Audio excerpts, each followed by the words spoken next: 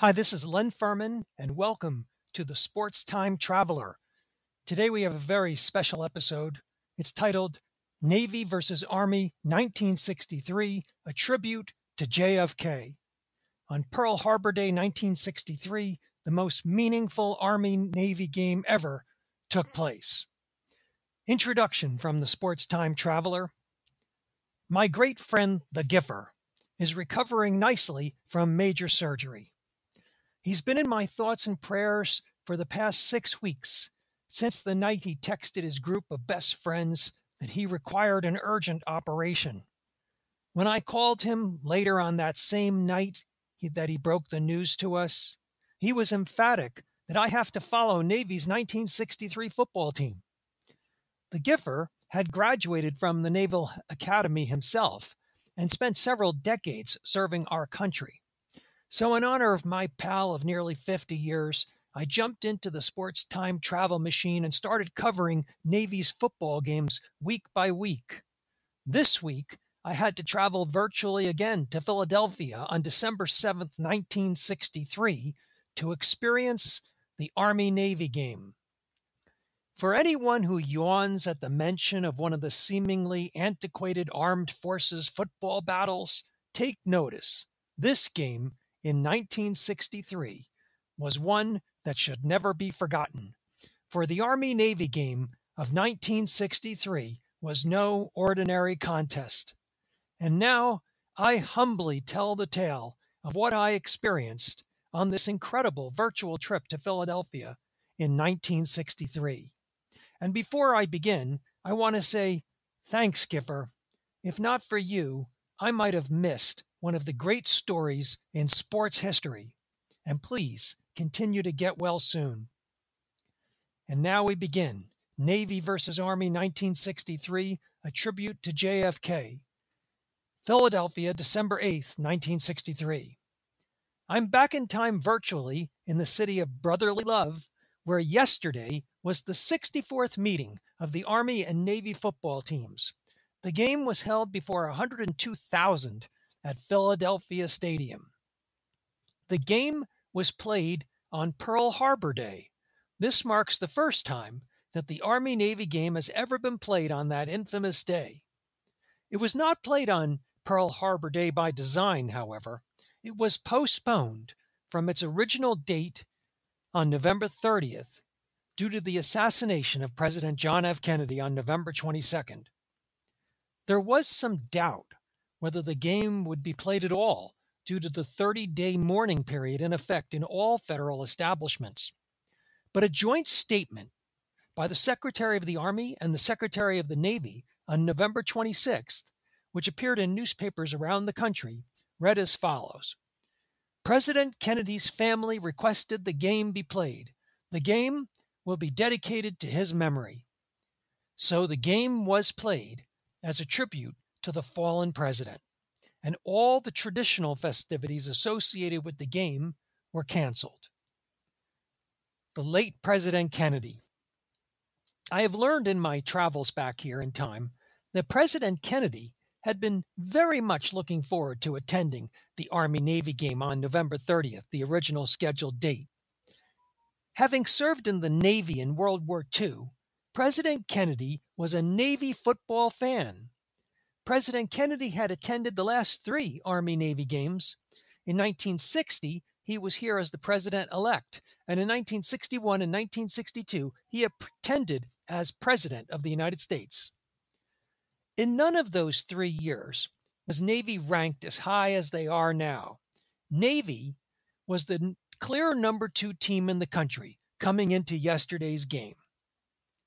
As a lifelong sports fan myself, I can imagine the sheer happiness President Kennedy would have experienced watching the Army-Navy game in 1963 under these game circumstances, where a victory would earn Navy a berth in the Cotton Bowl against number 1 Texas. It would be the de facto national championship game. John F. Kennedy, by the way, didn't just serve in the Navy. He was a World War II Navy hero. During the night of August 1st, 1943, the 80-foot patrol torpedo boat that he commanded, PT-109, was wrecked by a Japanese destroyer in the South Pacific.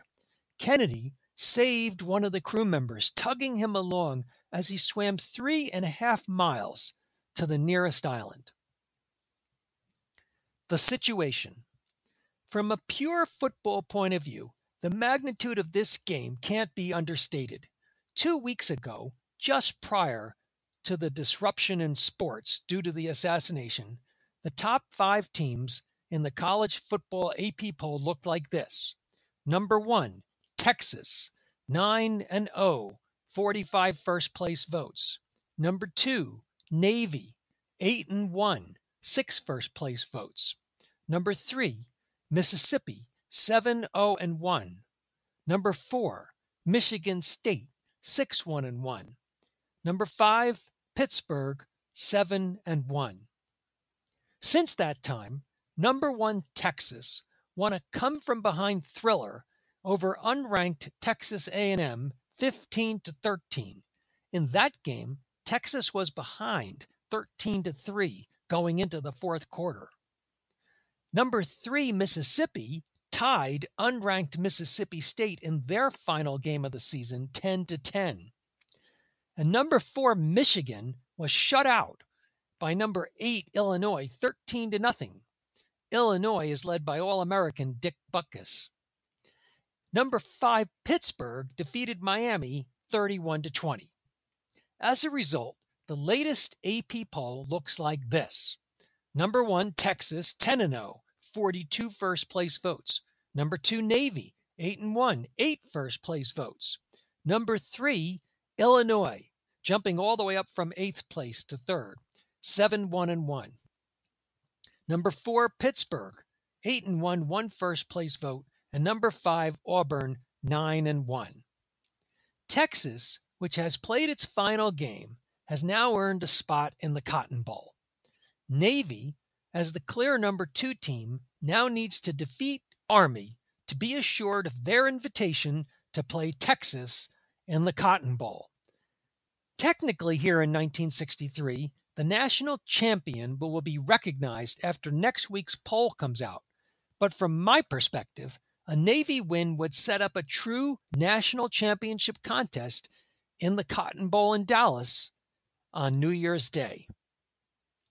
Roger Staubach, Navy's Heisman Trophy quarterback. The primary reason Navy has a shot at a national title is their Heisman Trophy winning junior quarterback, Roger Staubach. Staubach was the landslide Heisman winner, receiving 517 first-place votes of the 784 ballots cast. The runner-up, Billy Lothridge, received just 65 first-place votes. Staubach's image was all set to appear on the cover of Life magazine in the November 29th issue, but it was replaced with a picture of President Kennedy. The day before the game, Allison Danzig of the New York Times called Staubach, quote, the most celebrated college player of the year, if not in all Navy football history. Staubach has been in the headlines week after week with his record-breaking performances as a runner and passer. Danzig then provided this incredible description of Staubach's unique style of play. His unruffled poise before the rush of the enemy linemen, the cleverness with which he casually evades their fierce embrace, and the discernment with which he at long last finds his receiver or picks up blockers have baffled opponents and amazed onlookers game after game. He is a law unto himself and has been given a latitude in doing the unorthodox that is seldom permitted a player. Allison Danzig should know a great player when he sees one. He has been reporting on sports for the New York Times since 1923, making his adulations for Staubach even more impressive. With Staubach as the field admiral, Navy has the most potent offense in the nation. They lead all college programs with 32.6 points per game. Staubach himself had generated the 3rd most yards on offense of any player in the country and has connected on 67% of his passes. And Navy's defense isn't bad either, giving up just a little more than a dozen points per game. As a result, Navy was an 11.5-point favorite to win the game against Army. But according to James Walker in the Baltimore Evening Sun, take away Roger Staubach, and you've got an even-Steven football game. The opponent, Army. Army was no pushover for number 2 Navy. Despite being unranked, Army sported a 7-2 record, including 4 shutouts coming into the game. They had beaten number 9 Penn State on October 12th, holding the Nittany Lions to just 7 points. Going back to last year, Army had been ranked as high as 10th during the 1962 season.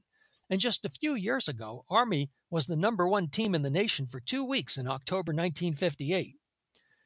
Of course, if you go back an entire generation, Army was the dominant team in college football in the war years of 1944 and 1945, when they went undefeated for 2 straight years and won back-to-back national titles. This year, Army has the 3rd best rushing attack in the nation, gaining an average of 248 yards per game on the ground. And they played tough defense, allowing an average of just 1 touchdown per game and just 2 passing touchdowns all season. Coming into the game, Army was only allowing opponents a little less than 9 points per game.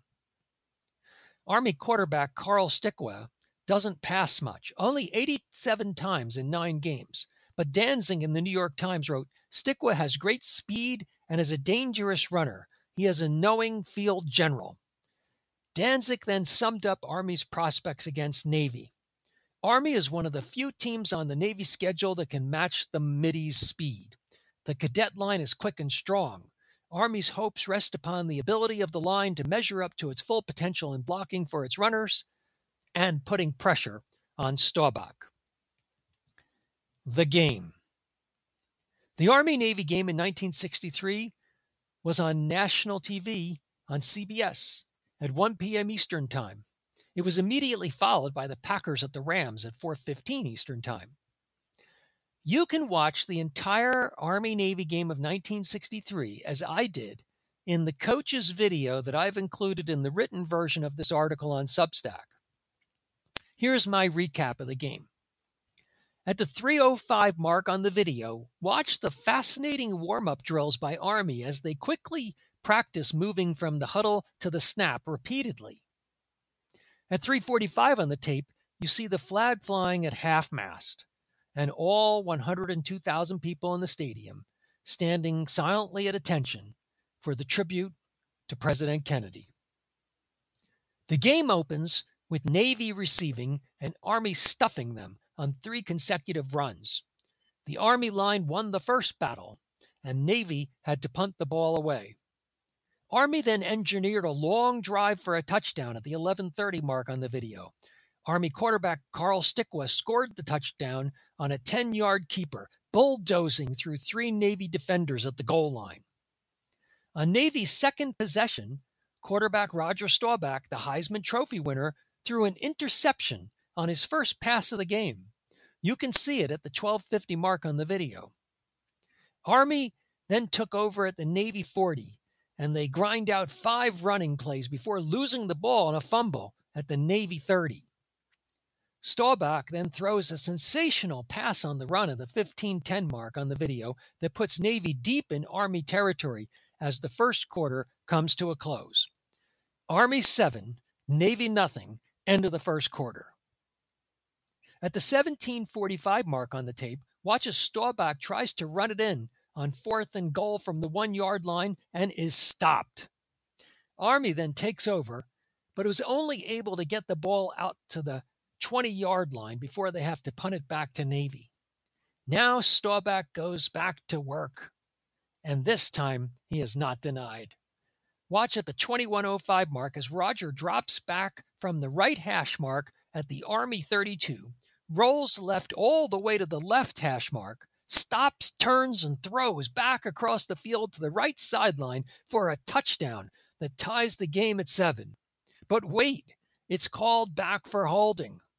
On the next play, Staubach scrambles 10 yards, and at 23:20 on the tape, Navy finally gets a touchdown when Pat Donnelly rushes into the end zone to tie the game, for real this time. And then Army runs out the clock in the first half with their ground game, and it's tied at halftime. Army 7, Navy 7. On the opening possession of the second half, Navy's defense shut down Army. Navy then went on an 80-yard, 12-play drive. At the 34-minute mark on the tape, Navy scores the go-ahead touchdown. When Army got the kickoff, Navy stuffed Army's offense again, and Staubach led another long drive. Watch a classic Roger the Dodger play at 37-32 on the tape. Staubach drops back to pass, gets in trouble, scrambles, and just when it looks like he's going to be sacked, he spins and laterals the ball for a 10-yard gain to the Army 32. But at the 37-57 mark, Staubach's improvisation failed him, and he was intercepted again. With the ball back in Army's hands, Stikwa led the team on its first sustained drive since the opening quarter. But on the Navy 8-yard line, Army lost the ball on downs. During Army's romp to the Navy 8, the third quarter expired. Navy 14, Army 7, end of the third quarter. Staubach led the team from the Navy 8 all the way down to the Army 20. Then at 43-35 on the tape, Staubach handed off to Pat Donnelly, who ran it in 20 yards for his third touchdown of the game and gave Navy a big 14-point advantage with 10:32 to play in the game. It's Navy 21, Army 7, 10:32 left in the game. But Army was not finished. At the 44-minute mark on the tape, Army took the kickoff back almost to midfield. At the 47-15 mark, Stikwa runs the ball in for his second touchdown. Army then went for a 2-point conversion and was successful, closing the deficit to 21-15, with 6:19 to play in the game. Watch next, at the 47-30 mark, as Army gets the ball right back on an onside kick. And guess who comes up with the ball? It's Stikwa, the quarterback, playing on special teams. Now things get very interesting. Stikwa commanded an Army drive that efficiently grinded down the clock as they picked up 3 first downs and edged closer and closer to the end zone. Watch at the 49-50 mark on the tape as Stikwa makes a rare throw from his 20 that gets Army down to the Navy 7-yard line. Now with 1:37 left in the game and first and goal from the 7, it appeared that nothing could stop Army from scoring the winning touchdown. Allison Danzig of the New York Times wrote, "The crowd was mad with suspense and excitement. So great was the din that Stikwa held up his arms several times and called for timeout until the noise subsided and the signals could be heard." Army was all out of timeouts. Stikwa was asking for official timeouts to quiet the crowd, and they were being granted. At the 50-15 mark on the video, Army runs for 2 yards, setting up second and goal from the 5. There are now 45 seconds left to play. Keep watching as Army runs for another 2 yards. It's now third and goal from the 3. At this moment, the roar of the crowd was so deafening again that Stikwa's signals at the line of scrimmage could not be heard. Stikwa called for another official's timeout until the crowd could be quieted down. On third down, Army picked up another yard. There was time for one more play in the game. Army needed 2 more yards to score the touchdown. The extra point would be the game winner. The crowd was deafening again, and time was running out. Stikwa stood up on the line and asked for another official's timeout. This time, the timeout was not granted. The clock ran out. Navy won it, 21-15. Navy had not touched the ball in the last 10 minutes and 32 seconds of the game, yet held on to win it. Thousands of fans raced onto the field. The goalposts went down in nothing flat, wrote Danzig in the Times. Navy coach Wayne Hardin said, "I feel awful humble. You can't gloat over a game like this."